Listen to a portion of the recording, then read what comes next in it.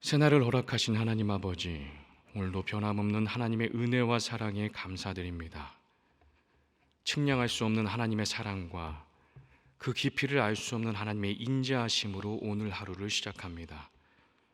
우리의 부족함과 어리석음이 때로는 하나님을 향한 우리의 사랑을 가로막을 때도 있지만 여전히 주님을 사랑하기에 오늘 이 자리를 찾아와 다시 고개를 숙입니다. 저희의 마음을 받아 주옵소서. 오늘도 새로운 하루를 허락하시고 호흡하게 하시니 진심으로 감사드립니다. 우리의 심장이 뛰고 있음을 느낄 새도 없이 그렇게 숨가쁘게 살아가고 있는 우리의 호흡을 책임져 주시고 또 지켜주시는 하나님의 은혜에 진심으로 감사드립니다. 우리의 호흡이 육적인 호흡에서 그치지 않게 하시고 생명의 호흡으로 주의 형상을 회복해가는 아름다운 그리스도인들 되게 하옵소서. 영생하도록 있을 양식을 위하여 일하라고 말씀하신 하나님 아버지, 우리의 중심을 지켜주시길 간절히 원합니다. 썩을 것이 아닌 하나님 나라에서 영원히 기억될 그 양식을 위해서 일하는 주의 자녀 되게 하옵소서. 우리의 몸과 삶을 지키고 유지할 만큼 입고 먹고 마시게 하시되 그것들 때문에 우리의 영혼까지 해치고 병들게 하는 욕심은 품지 않도록 우리를 지켜주시옵소서. 저희를 지혜롭게 하시고 자족하게 하옵소서. 오늘도 매 순간 성령님께서 우리의 삶을 지켜주시길 원합니다. 사라질 것과 영원할 것을 분별하게 하시고 영원한 양식으로서 그만큼의 가치가 있는지 판단할 수 있는 명철함도 허락하여 주옵소서. 무엇보다 우리가 서로 사랑하고 베풀고 나눈 모든 것들이 하나님의 나라에서 영원히 기억될 줄 믿습니다. 주의 나라의 일부가 될 줄로 믿습니다. 나의 필요를 부족함 없이 채우게 하시고 앞으로 있을 미래를 준비하게 하시되 여전히 넘치도록 풍성하게 채우신 것, 그렇게 넘치도록 가진 것들은 주님이 사랑하는 사람들과 함께 나누고 흘려보낼 수 있는 넉넉한 마음과 여유도 허락하여 주옵소서. 예수님이 말씀하신 대로 서로 사랑함으로 영생하도록 있을 양식을 하늘에 쌓아가는 지혜로운 청지기들 되게 하여 주옵소서. 아픈 이를 돌보시고 치유하신 하나님 아버지, 오늘도 주님의 치유를 간절히 바라며 기도하는 소망의 성도를 위해서 기도합니다.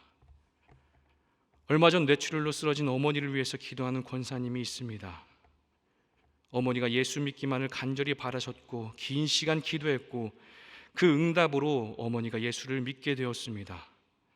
그렇게 신앙생활하며 사도신경을 외우고 고백할 수 있다며 자랑하시던 어머니가 지금은 뇌출혈로 쓰러져 말씀을 하지 못하고 있습니다. 다시 몸이 정상으로 회복되게 하시고 언어가 돌아와서 주님을 찬양하는 기쁨의 은혜를 더욱 깊이 맛보게 하옵소서. 권사님의 간절한 그 기도에 응답하여 주옵소서. 눈 수술을 받은 권사님을 위해서 기도합니다. 수술 결과가 좋지 않아 많은 검사를 받으며 염려와 근심 속에 있는 권사님의 마음을 주님 담대하게 지켜주옵소서. 눈의 통증이 사라지게 하시고 정상적인 생활을 할 수 있도록 은총을 베풀어 주옵소서. 또한 이 시간 눈의 질병으로 고통받고 힘겨워하는 모든 주님의 백성들에게도 동일한 치유의 기적을 행하여 주옵소서. 간절히 기다리던 새 생명으로 기뻐하고 감사하는 권사님을 위해서 기도합니다. 오랜 시간 기도해왔고 주님의 때를 기다려왔습니다. 그리고 아름다운 가정에 하나님께서 새 생명을 허락해 주셨습니다. 주님께서 태중의 아이를 눈동자와 같이 지켜주시고 주님의 지키심과 돌보심 속에서 건강하게 자라게 하옵소서. 그리고 때가 되었을 때 모든 이들의 축복 속에서 태어나 복된 믿음의 가정의 대를 이어가는 귀한 자손 되게 하옵소서. 사랑의 하나님 아버지, 오늘도 여호와 하나님 아버지의 그 말씀 앞으로 나아갑니다. 우리 소망의 성도들에게 말씀의 양식을 허락하여 주옵소서. 주께서 사랑하시는 소망의 성도들에게 오늘 먹을 일용할 양식을 허락하여 주옵소서. 거칠고 험한 세상에서 승리자로 살아갈 수 있도록 능력의 말씀을 허락하여 주시고 어두운 세상을 환히 밝혀줄 영광의 말씀도 허락하여 주옵소서. 죄악이 가득한 세상에서 선을 행하다가 낙심하지 않도록 지혜의 말씀도 허락하여 주시고 어떤 순간에도 주님을 찬양하며 예배할 수 있도록 기쁨과 위로의 말씀도 허락하여 주옵소서. 우리와 함께 하실 성삼위 하나님께 감사드리며 우리 구주 예수 그리스도의 이름으로 기도드립니다. 아멘. 오늘 우리에게 주신 하나님의 말씀은 에스겔 15장 1절로 8절의 말씀입니다. 에스겔서 15장 1절로 8절의 말씀입니다. 하나님의 말씀을 함께 봉독하겠습니다. 여호와의 말씀이 내게 임하여 이르시되 인자야, 포도나무가 모든 나무보다 나은 것이 무엇이랴? 숲속의 여러 나무 가운데 있는 그 포도나무 가지가 나은 것이 무엇이랴? 그 나무를 가지고 무엇을 제조할 수 있겠느냐? 그것으로 무슨 그릇을 걸 못을 만들 수 있겠느냐? 불에 던질 땔감이 될 뿐이라. 불이 그 두 끝을 사르고 그 가운데도 태웠으면 제조에 무슨 소용이 있겠느냐? 그것은 온전할 때에도 아무 제조에 합당하지 아니하거든. 하며 불에 살라지고 탄 후에 어찌 제조에 합당하겠느냐? 그러므로 주 여호와께서 이같이 말씀하셨느니라. 내가 숲을 가운데 있는 포도나무를 불에 던질 땔감이 되게 한 것 같이 내가 예루살렘 주민도 그같이 할지라. 내가 그들을 대적한즉 그들이 그 불에서 나와도 불이 그들을 사르리니 내가 그들을 대적할 때에 내가 여호와인 줄 너희가 알리라. 내가 그 땅을 황폐하게 하리니 이는 그들이 범법함이니라. 나 주 여호와의 말이니라 하시니라. 아멘. 여호와의 말씀이 에스겔에게 임했습니다. 그 말씀은 두렵고 매서웠습니다. 유다를 향한 하나님의 심판은 확정적이고 정당하다는 하나님의 말씀이었습니다. 하나님의 그 단호함은 포도나무 비유로 선포되었습니다. 하나님은 종종 이스라엘을 포도원이나 포도나무로 비유하실 때가 있었습니다. 오늘 본문도 포도나무의 그 특징을 가지고 지금 현재 예루살렘 주민의 그 가증한 상황을 적나라하게 폭로하고 있습니다. 여러분, 포도나무는 열매로 그 가치를 증명합니다. 좋은 포도 열매를 맺을 때 그 포도나무는 가치가 있는 것입니다. 다른 나무도 그렇겠지만 포도나무는 더욱 그렇습니다. 만약 열매 맺지 못하는 포도나무라면 그것은 아무짝에도 쓸모가 없는 것입니다. 오늘 본문은 동일한 의미로 포도나무 비유를 사용하고 있습니다. 포도나무가 좋은 열매를 맺을 때 가치가 있듯이 예루살렘 주민들, 너희들도 좋은 나무를, 좋은 열매를 맺어야 했었다. 그러나 너희는 그렇지 못했다. 바로 이러한 내용입니다. 2절과 3절을 보면 포도나무의 제한적인 쓸모에 대해서 이야기하고 있습니다. 조금 전에 말씀드린 것처럼 포도나무는 열매로 그 가치를 결정합니다. 열매가 없는 포도나무는 무용할 뿐입니다. 아마도 포도나무 그 가지가 어떻게 생겼는지 여러분들 보셨을 겁니다. 그 가지는 굵지 않습니다. 두께도 고르지 않고 곧게 뻗어 있지도 않습니다. 모양은 울퉁불퉁하고 구불구불합니다. 그래서 그런 가지로는 3절에서 언급한 것처럼 못 하나도 제대로 만들 수 없는 것입니다. 무엇인가 단단하게 고정하고 걸기 위한 목적으로 만드는 것이 못인데 포도나무는 그만큼 단단하지 못하다는 겁니다. 그러니까 이래저래 열매 없는 포도나무는 아무짝에도 쓸모가 없는 것입니다. 지금 예루살렘 주민이 그러하다는 겁니다. 열매 없는 나무처럼 그렇게 지금 생겼다는 그런 상황이라는 것입니다. 아니, 그보다 더 심하다고 하나님은 말씀하십니다. 하나님은 예루살렘이 그 열매 없는 포도나무보다 더 심각한 상태다, 그렇게 말씀하고 계십니다. 5절을 같이 한번 읽어보겠습니다. 5절입니다. 그것이 온전할 때에도 아무 제조에 합당하지 아니하거든 하물며 불에 살라지고 탄 후에 어찌 제조에 합당하겠느냐. 여러분, 무슨 뜻입니까? 열매 없는 포도나무도 그것이 온전할 때에 땔감에 불과한데 불에 그을리고 타담한 나무 쪼가리를 어디에 쓰겠느냐, 이러한 뜻입니다. 지금 예루살렘이 그렇다는 것입니다. 너희는 불에 타담한 나무 쪼가리에 불과하다. 그러니 너희를 어디에 쓰겠느냐. 하나님이 비웃고 계신 겁니다.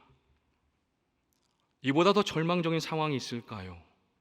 타다만 부직갱이, 불에 타고 그을려서 원래의 모양을 찾아볼 수 없는 가늠하기 어려운 상태, 그것이 지금 너희 예루살렘이다.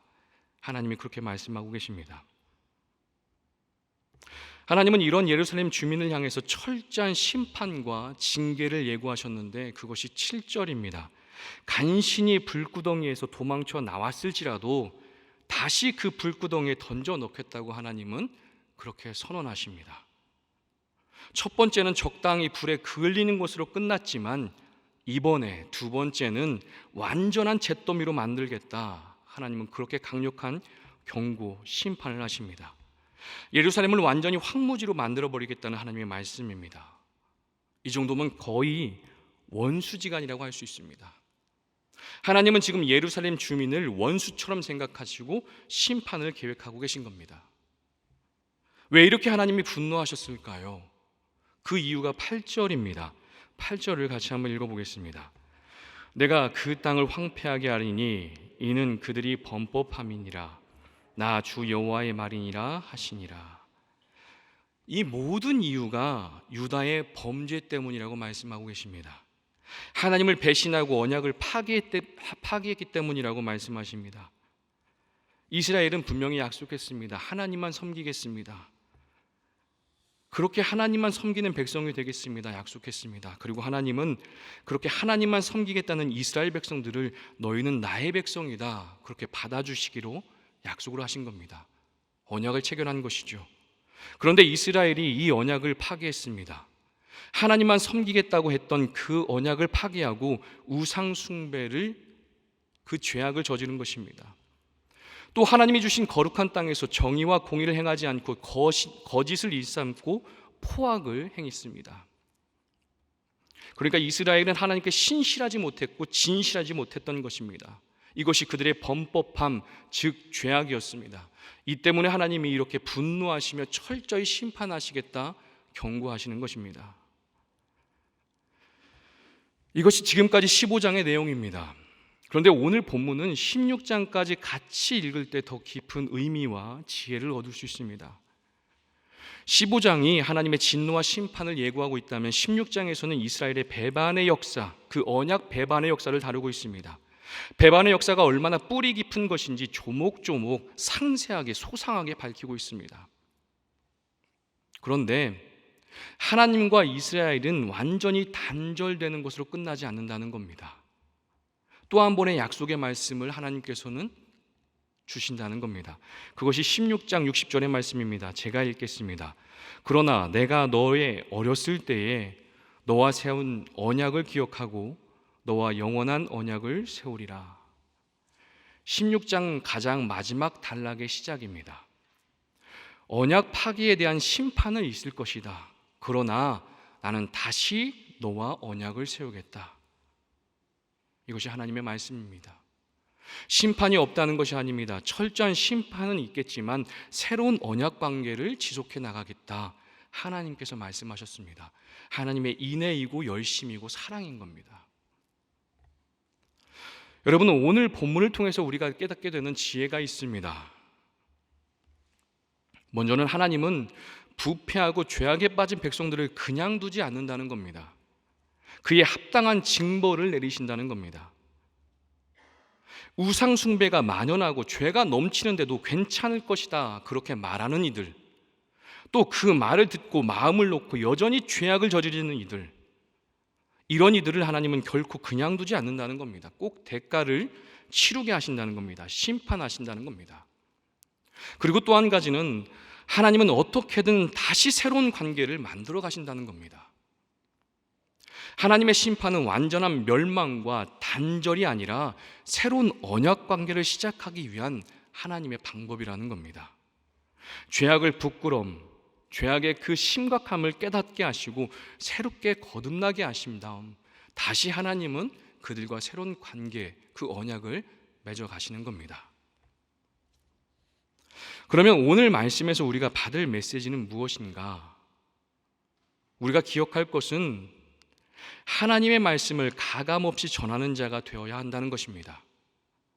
말씀을 빼거나 더함 없이 분명하게 온전하게 전하는 자가 되어야 합니다. 하나님의 말씀이 무엇인지 모르는 거짓 예언자들, 하나님의 말씀을 다르게 전하는 자들, 또 그들을 따르는 무리들, 그들 때문에 오늘과 같은 심판이 선언되었습니다. 그러니 말씀은 언제나 가감 없이 온전히 하나님의 뜻을 잘 전하는 그런 말씀에 전하는 자가 되어야 된다는 것입니다. 여러분, 에스겔은 예언자로 부름을 받았습니다. 그리고 예언 사역을 했습니다. 여러분이 생각할 때 에스겔은 예언자로서 성공한 예언자일까요? 아니면 실패한 예언자일까요? 여러분이 생각할 때 에스겔은 어떤 사람입니까?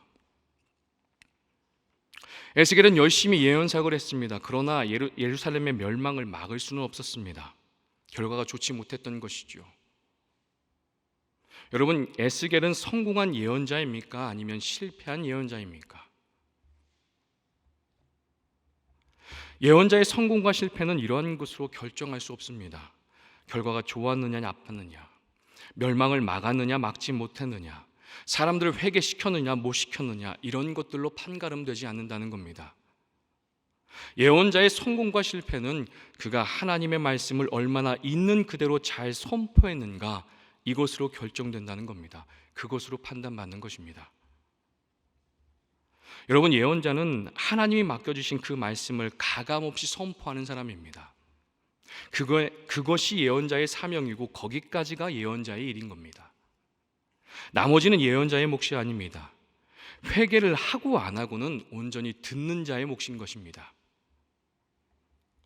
그래서 예수님도 이렇게 말씀하신 겁니다. 들을 귀 있는 자는 들으라. 여러분, 예언자는 하나님이 주신 말씀을 그대로 선포하면 되는 것입니다. 심판의 말씀을 주셨다면 심판의 말씀을 그대로 선포하는 것입니다. 위로의 말씀을 주셨다면 위로의 말씀을 그대로 선포하면 되는 것입니다. 그러면 그 예언자는 성공한 예언자가 되는 것입니다. 그러나 하나님이 주신 말씀은 심판의 말씀인데 평화의 말씀을 선포한다.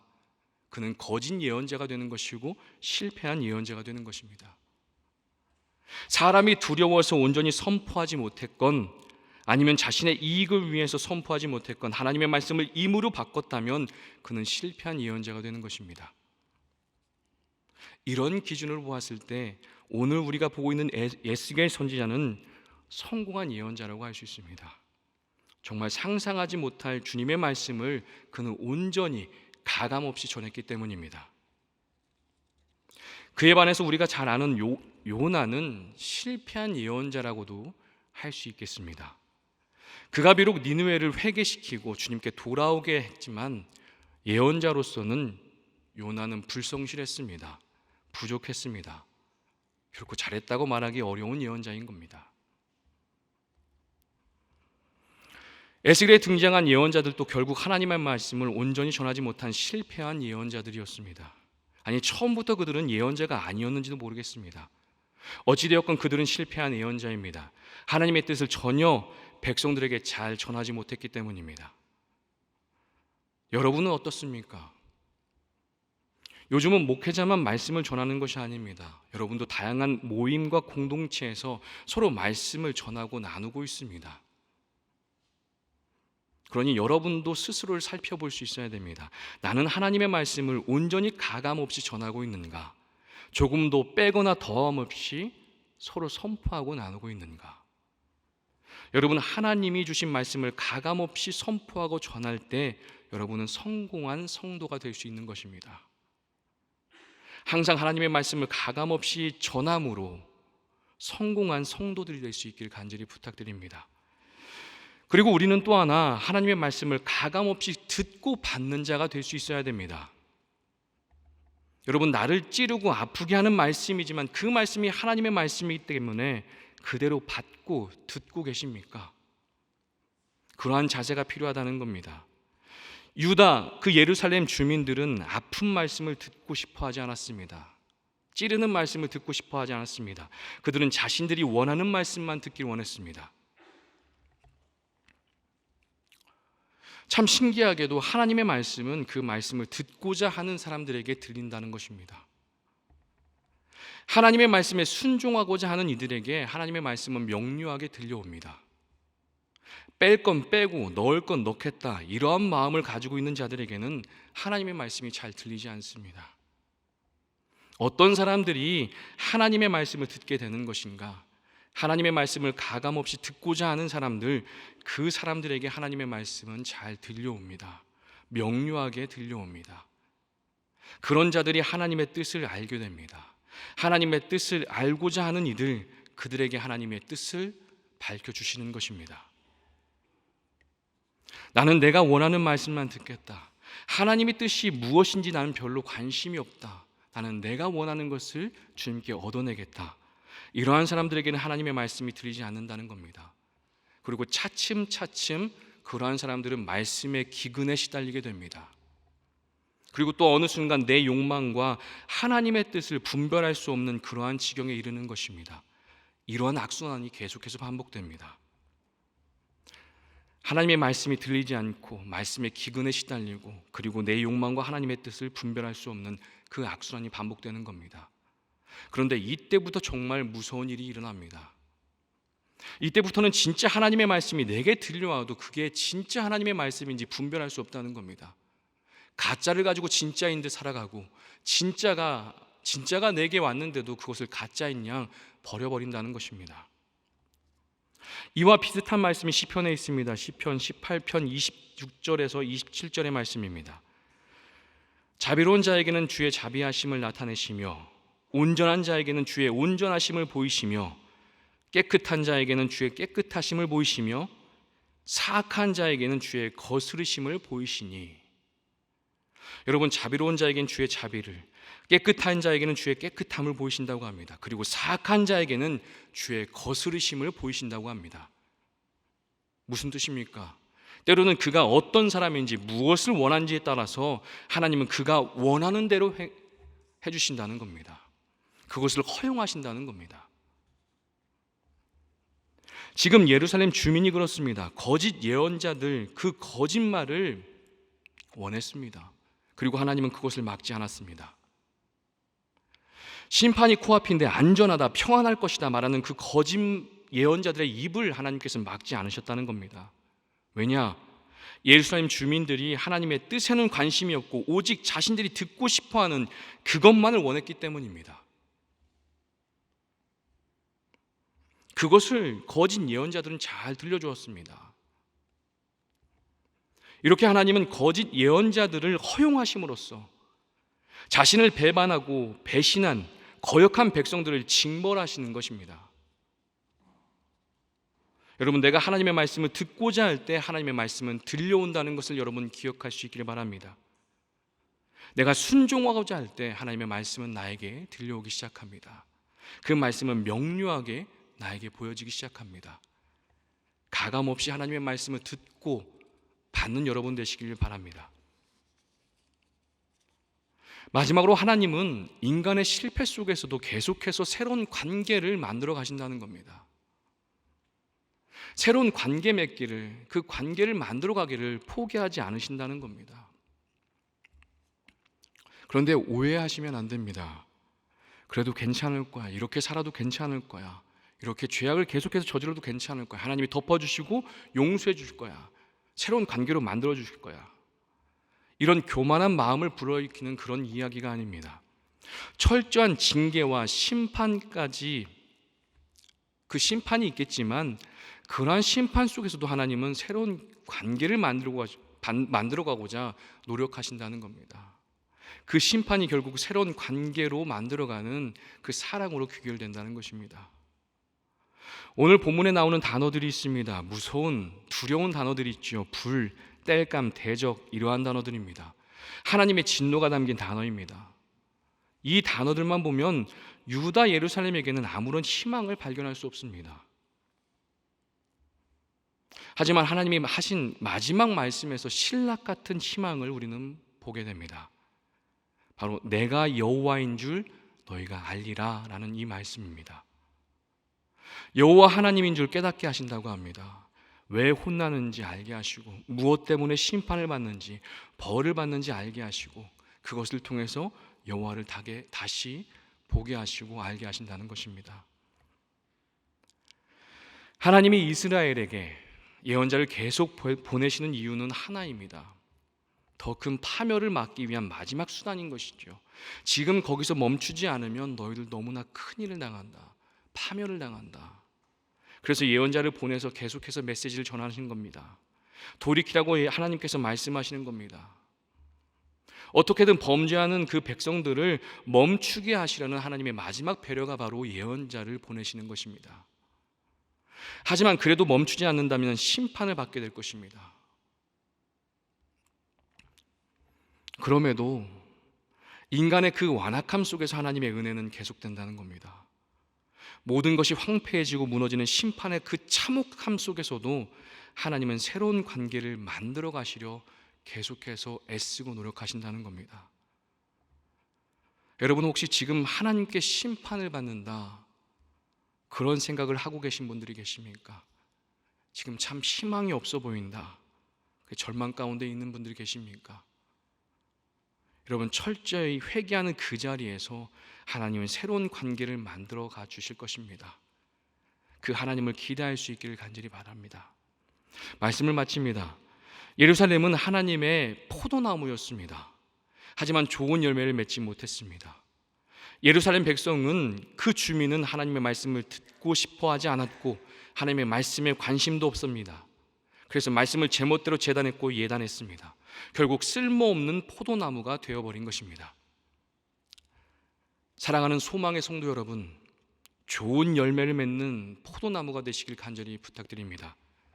항상 가감없이 하나님의 말씀을 전하고 받는 자가 되시길 바라며 어느 순간에도 나와 새로운 관계를 만들어 가시는 그 하나님을 바라보며 힘차게 이 땅을 살아가시는 소망의 성도들 되시길 간절히 축복합니다. 기도하겠습니다. 하늘에 계신 우리 아버지, 아버지의 이름을 거룩하게 하시며 아버지의 나라가 오게 하시며 아버지의 뜻이 하늘에서와 같이 땅에서도 이루어지게 하소서. 오늘 우리에게 일용할 양식을 주시고 우리가 우리에게 잘못한 사람을 용서하여 준 것 같이 우리 죄를 용서하여 주시고 우리를 시험에 빠지지 않게 하시고 악에서 구하소서. 나라와 권능과 영광이 영원히 아버지의 것입니다. 아멘.